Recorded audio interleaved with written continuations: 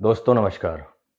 आज हम बात करेंगे मानखेड़ के शासक कृष्ण प्रथम के बारे में। ठीक है। ये हमारा राष्ट्रकूटों के ऊपर छठा वीडियो है, वाईटी वीडियो भाग 6। और हम पढ़ रहे हैं मानखेड़ के राष्ट्रकूटों के बारे में। इसके पहले हमने प्रारंभिक सामंत शासकों के बारे में, जो कि राष्ट्रकूट के सामंत शासक थे, मतलब राष्ट्रकूट वंश के सार्वभौम शासकों के बारे में भी मैंने बात की है, दांतीदुर के बारे में। लेकिन वो पहला शासक था, ठीक है। और उसके पहले जो भी थे शासक राष्ट्रकूट वंश में, वो सामंत स्थिति के शासक थे। इसके बाद जब दंतीदुर की मृत्यु हो गई, तो उसका चाचा कृष्ण प्रथम, जो कि इंद्र का भाई था, ठीक है, वो शासक बना। मैंने पहले ही बता दिया कि दंतीदुर्ग निसंतान मरा था, उसके कोई संतान नहीं थे, उसके कोई बच्चे नहीं थे। ऐसे में कृष्ण था, ठीक है, उसका चाचा उपस्थित था, जीवित था। उसको शासन सत्ता चलाने का अनुभव भी था, उसी को जो है शासन सत्ता चलाने को मिला। और बहुत ही निपुण शासक और बहुत शक्तिशाली शासक उभर कर सामने आया कृष्ण प्रथम, ठीक है। 756 से 773 ईस्वी तक इसने शासन किया। मैं बता दूं, कृष्ण जो है उसने बहुत सारी लड़ाइयां भी लड़ी और अपने बेटे गोविंदराज द्वितीय को वेंगी के चालुक्यों के ऊपर चढ़ाई करने के लिए भेजा। हर जगह पर इसको सफलता ही प्राप्त हुई, ठीक है। तो अब देखते हैं क्या क्या सफलताएं प्राप्त हुई, कौन कौन से युद्ध इसने लड़े। राजा बना, इसका भतीजा निसंतान मृत्यु को प्राप्त हुआ, ये राजा बना। और ये दंतीदुर्ग का चाचा था। सबसे पहले इसने राहप नाम के एक राजा को हराया था। और साहित्यों में और जो भी साक्ष्य मिले हैं, उसे पता चलता है कि पाली ध्वज नाम का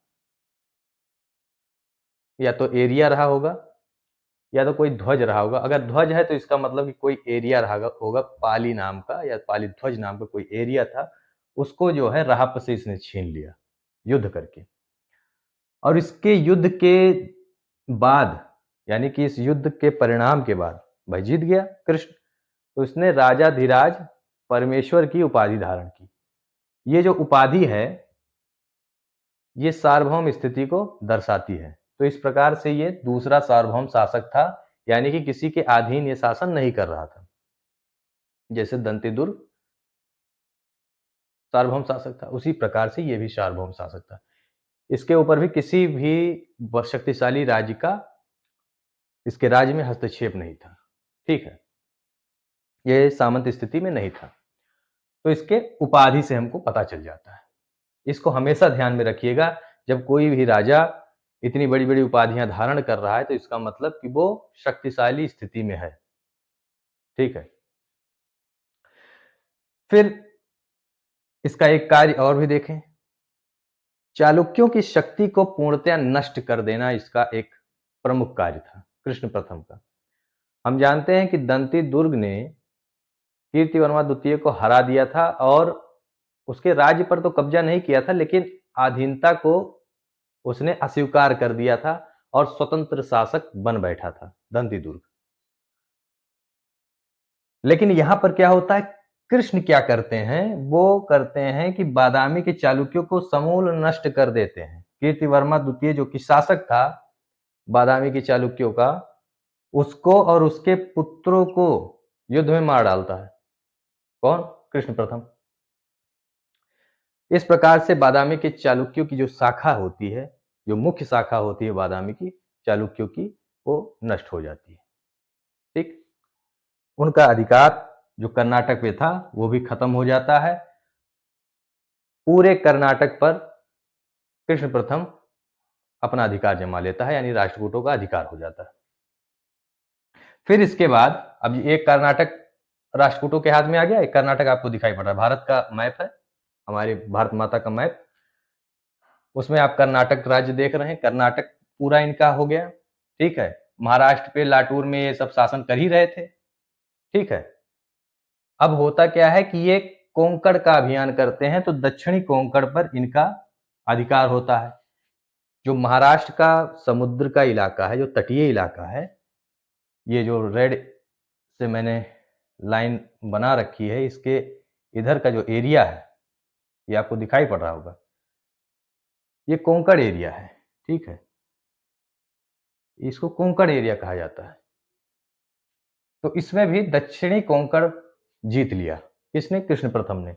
और यहां पर सड़फुल नाम के एक व्यक्ति को अपना सामंत बनाया। सड़फुल वही व्यक्ति है जिसने शिलाहार वंश का संस्थापना किया। शिलाहार वंश के बारे में मैं किसी वीडियो में बात करूंगा आपसे। फिर इसके बाद ये आपको एक और राज्य दिखाई पड़ा होगा, गंगवाड़ी करके, कर्नाटक में ही है, दक्षिण में, कर्नाटक राज्य के दक्षिण में गंगवाड़ी नाम का एक इलाका आपको दिखाई पड़ रहा है। ये देखिए, ये जो है, ठीक है, एकदम दक्षिण में। तो यहाँ का जो शासन सत्ता चला रहे थे वो गंग वंश के शासक हुआ करते थे। इनको भी इसने हरा दिया। किसने? कृष्ण प्रथम ने। और यहाँ पर स्त्री पुरुष को सामंत बनाया अपना। ठीक है, स्त्री पुरुष को यहाँ पर सामंत बनाया, गंग वंश के ही थे। फिर गोविंद द्वितीय को, इसका पुत्र था गोविंद द्वितीय। किसका? कृष्ण प्रथम का पुत्र था गोविंद द्वितीय। कृष्ण प्रथम के दो पुत्र थे, ध्रुव और गोविंद द्वितीय। गोविंद द्वितीय बड़ा पुत्र था, ध्रुव छोटा पुत्र था। तो गोविंद द्वितीय को युवराज बनाया और चालुक्यों के ऊपर, वेंगी के चालुक्यों के ऊपर, वातापी के चालुक्यों की बात नहीं कर रहा हूं, वेंगी के चालुक्यों की बात कर रहा हूं। वातापी के तो लोग यहां पर शासन कर रहे थे, ठीक है, वातापी मैंने लिख रखा है यहां पर कर्नाटक में। लेकिन वेंगी के चालुक्य कहां शासन कर रहे थे? ये आपको दिखाई पड़ रहा है, उड़ीसा का इलाका, कलिंग का इलाका। ये रेड से मैंने निशान बना रखा है यहाँ पर, ये पूरा इलाका। ये वेंगी के चालुक्य यहाँ पर शासन कर रहे थे।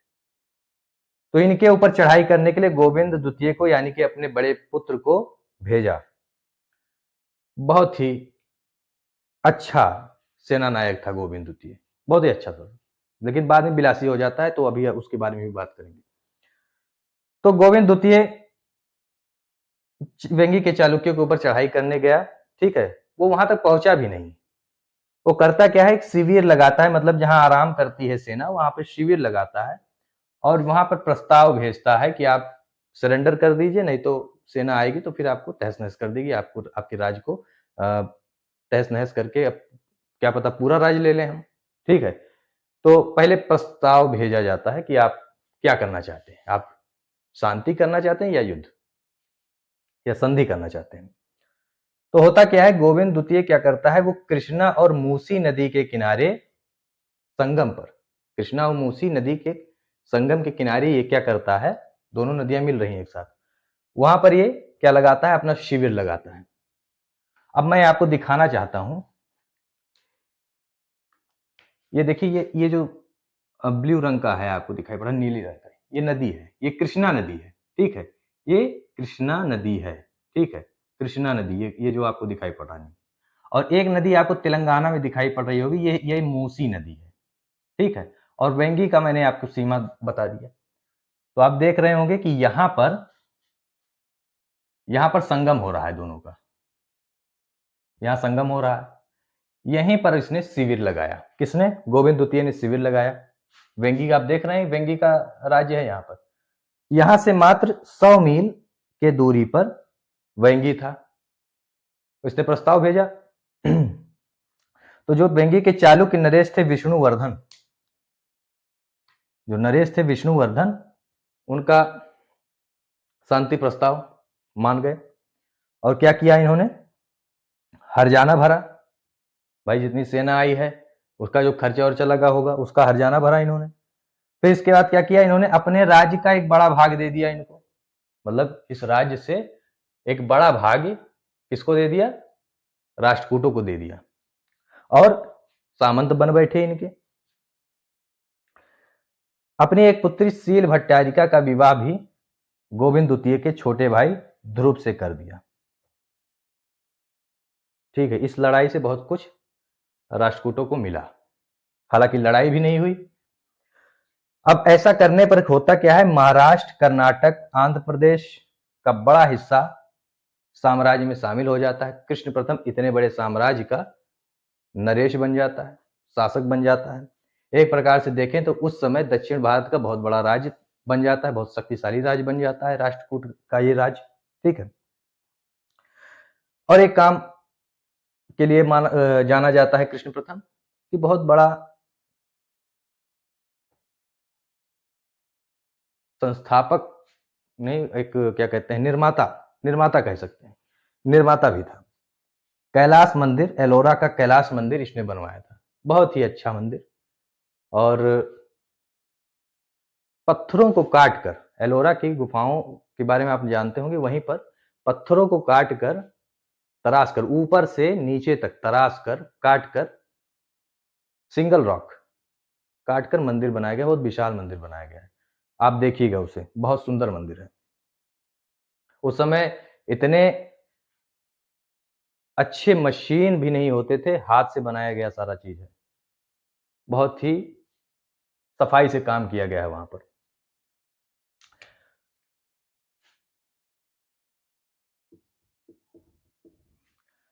अब गोविंद द्वितीय की बात कर लें। कृष्ण प्रथम तो एक्सपायर कर जाते हैं 773 ईस्वी में। गोविंद द्वितीय को युवराज बना देते हैं। इनके मरने के बाद गोविंद द्वितीय राजा बनता है। अपने पिता के समय ही गोविंद द्वितीय ने ख्याति प्राप्त कर ली थी। उसको लोग जानने लगे थे कि हाँ, वो एक अच्छा राजा, एक अच्छा शासक सिद्ध होगा, क्योंकि उसने बहुत सारे अभियान किए हुए थे अपने पिता के समय में। तो मैंने जैसे बताया कि गोविंद द्वितीय और ध्रुव दो पुत्र थे कृष्ण प्रथम के। जब गोविंद द्वितीय राजा बना राष्ट्रकूट वंश का, तो उसने ध्रुव को क्या किया, राज्यपाल बना दिया नासिक का। महाराष्ट्र में है नासिक, तो वहां का इसने राज्यपाल बना दिया, एक प्रकार से उपराजा बना दिया। ठीक है। फिर राजा बनाने के बाद, उपराजा बनाने के बाद ये अपने कार्य में लग गया, लेकिन कार्य में क्या लगा, ये बिलासी हो गया, मदिरा और अकर्मण्य हो गया, मदिरा पीने लगा, नृत्य देखने लगा, ये सब चीजें करने लगा। वो जो है राज्य के दरबार के जो कार्यक्रम होते थे, जो कार्यवाहियां होती थी, उसको करता नहीं था, उसके प्रति जो है उदासीन हो गया। ठीक है। उसके इस व्यवहार से ध्रुव को एक मौका मिल गया, उसने लाभ उठाने का प्रयास किया। स्थिति को देखकर वो भाप गया कि हाँ, अब यही मौका है, मुझे राजा बन जाना चाहिए। गोविंद जो है वो बिलासी हो चुके हैं और जनता को भी उनका समर्थन नहीं मिलेगा, तो यही सबसे बढ़िया मौका है। उन्होंने स्थिति देखकर विद्रोह कर दिया नासिक में। अब इनको दंड देने के लिए जब गोविंद उपस्थित हुए ध्रुव को कि भाई आपने विद्रोह किया है, अब आपको जो है हटाया जाएगा वहां से, आप विद्रोह करके जो है आपने राजधर्म का पालन नहीं किया है, आपने राज के प्रति जो है वो विद्रोह दिखाया है, राजद्रोह किया आपने। तो उसी के दंड के देने के लिए ध्रुव के पास गए सेना लेकर, दोनों सेनाएं जो है आपस में भिड़ी। गोविंद को मदद करने वाले थे मालवा के नरेश, गंगवाड़ी के नरेश, कांची के नरेश। ठीक है। ये यहां से इसको सहायता मिली थी, गोविंद को मिली थी, यानी राष्ट्रकूटों को मिली थी, क्योंकि राष्ट्रकूट के ही सामंत लोग थे ये सब लोग। तो सामंतों ने गोविंद द्वितीय की ही मदद की, लेकिन इन सामंतों की मदद करने के बावजूद भी ध्रुव इन सबको हराकर राष्ट्रवंश की सत्ता प्राप्त कर लेता है, मतलब युद्ध जीत जाता है। युद्ध में गोविंद द्वितीय मारा जाता है, वो बिलासी राजा मार दिया जाता है। और अब मैं इसके बारे में आगे चर्चा करूंगा अगले वीडियो में। कैसा लगा ये वीडियो, ये सेशन, आप कमेंट करके बताइएगा और मेरे साथ जुड़े रहिए। सब्सक्राइब कीजिए, लाइक कीजिए, शेयर कीजिए और अधिक से अधिक लोगों तक पहुंचाने का प्रयास आपको करना पड़ेगा। ठीक है, मदद कीजिए। ओके, जय हिंद, वंदे मातरम।